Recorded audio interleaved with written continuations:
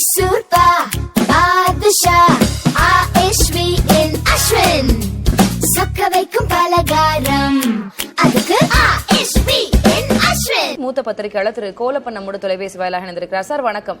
வணக்கம். என்ன நடக்குது இப்போதைக்கு? சட்டமன்ற அதிமுக 3 பிரிவுகளாக இருக்கிறது.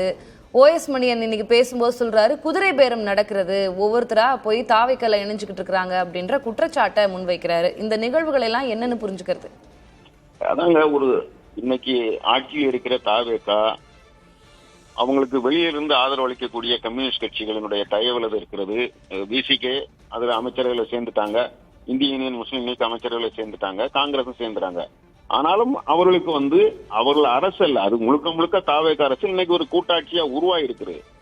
இருந்தாலும் தன்னுடைய பலத்தை மெல்ல மெல்ல அதிகரிக்க வேண்டிய நிலைமைக்கு தாவேகா தள்ளப்பட்டிருக்கிறது.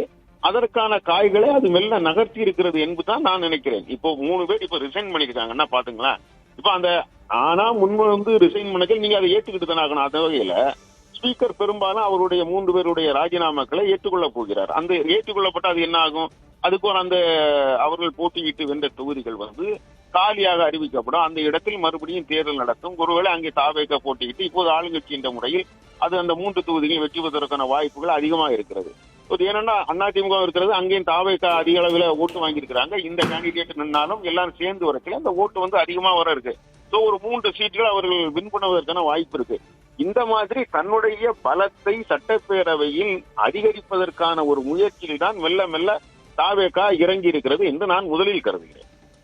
இப்போ CV சண்முகத்தை முதலமைச்சர் விஜய் போய் சந்திச்சிருந்தாரு. அவங்க தரப்பு SP வேலுமணி, CV சண்முகம் தரப்பு MLAக்களை சந்திக்கிறாரு. அதுக்கப்புறம் சட்டமன்றத்துல அவங்க ஆதரவு கொடுக்குறாங்க, 144 அப்படின்ற நம்பர் வாங்குறாங்க.